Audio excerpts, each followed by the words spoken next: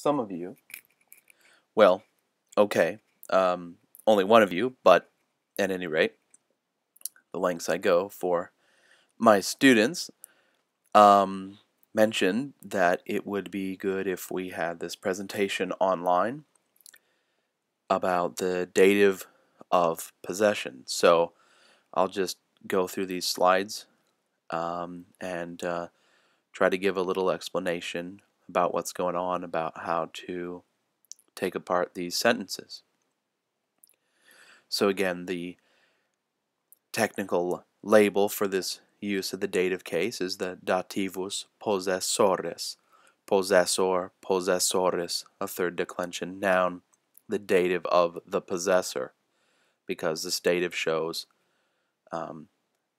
who is the possessor. So here's a sentence that illustrates this dativus possessoris. Controversia means here a debate. Fuit is the tempus perfectum, third person singular, active voice indicative of esse. So it's est, but in the past tense, in the perfect tense. So, was. Mihi is the dative case of the first person pronoun. Mei, genitive, mihi, dative, me, accusative, which we know, and me, again, the ablative. So this little line comes to us out of Cicero's De Finibus. Controversia fuit mihi cum avunculo tuo. Literally, too literally, there was a debate to me with your uncle. So, the strategy of taking the dative in Latin, making it a nominative in English, taking the to be verb in Latin, and switching it into the have verb in English, I think works pretty well with this sentence. So in English, we could say, I had a debate with your uncle.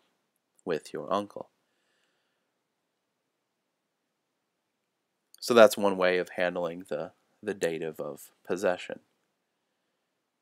To whom did this debate belong? Well, it belonged to me. So we could say I had a debate with your uncle.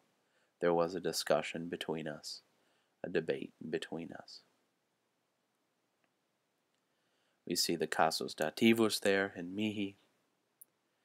And on to another sentence. This is from Cicero's De Legibus. Est homini cum Deo similitudo. Similitudo.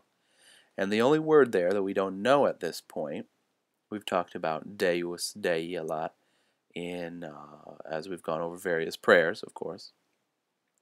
The word that we don't know is similitudo, and we can see there in the nominative similitudo, similitudinous, so it's a third declension noun. It means likeness, resemblance, similitude. The dative case there you can see in homini, to a man, to or for a human being. Literally, too literally, there is a resemblance to a man with God. Okay, so again, take the dative in Latin and make it a nominative in English. Make the man, the human being, make that the subject of your English sentence. A human being, and then take the to be verb and make it the to have verb in English. A human being has a resemblance cum Deo, with God.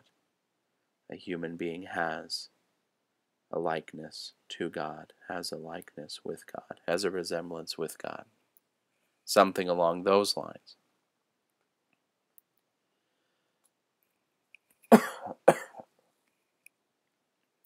Another instance of the dativus possessoris.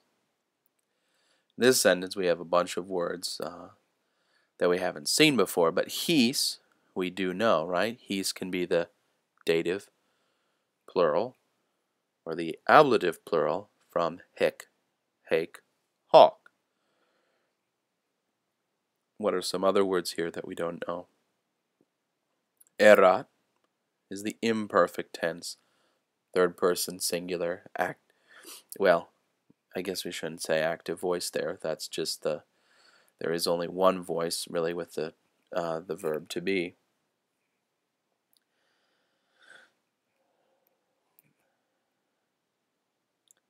Principatus, principatus, a fourth declension noun, and it means the first place, whether that is the first position, the first place of power in the state or in an army.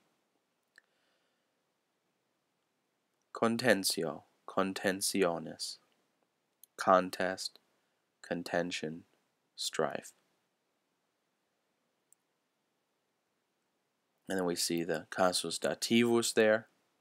Okay. How to take apart this sentence?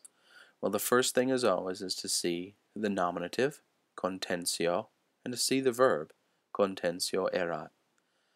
And once we have the subject and the verb, that's 90% of our sentence in terms of what's most important. Contentio erat. There was a contest. There was a struggle. And then C, box off mentally or literally with a pen or a pencil, inter se, that's one prepositional phrase, and then in the other, de principatu, de principatu.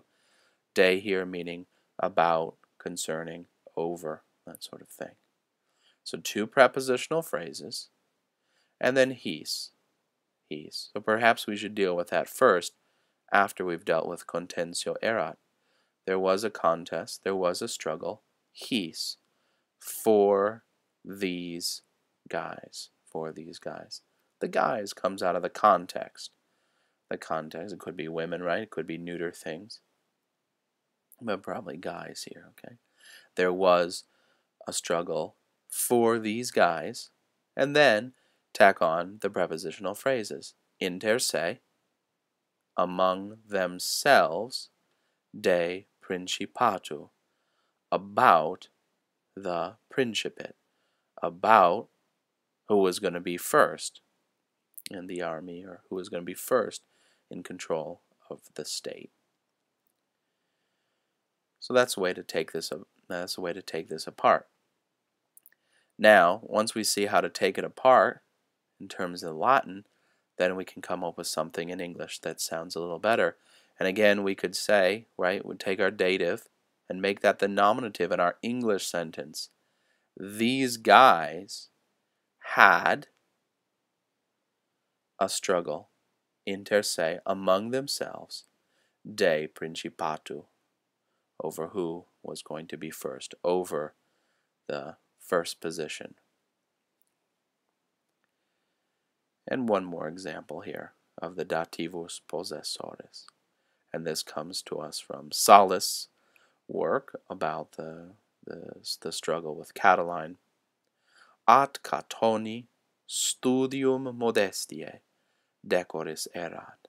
At is a little word that means but, in the same family as said. Cato, Catonis, his full name was Marcus Porcius Cato, but I give that there so you can see that his name is a third declension noun. Modestia, modestiae, first declension noun. Moderation, discretion, sobriety of behavior. Erat, again, tempus imperfectum. And decus, decoris. Decus, decoris. Here, glory, honor, dignity. So the first thing, one more word, studium, studi, and that's the most important word here in some ways because that's the word in the nominative case. So that could be nominative, that could be accusative. Not a lot of reason for an accusative here, so it's be a reasonable to start with the assumption that that's a nominative and then see what happens. So, studium, studium, and then go to your verb, studium erat. And that's the heart of the sentence. There was zeal, there was eagerness.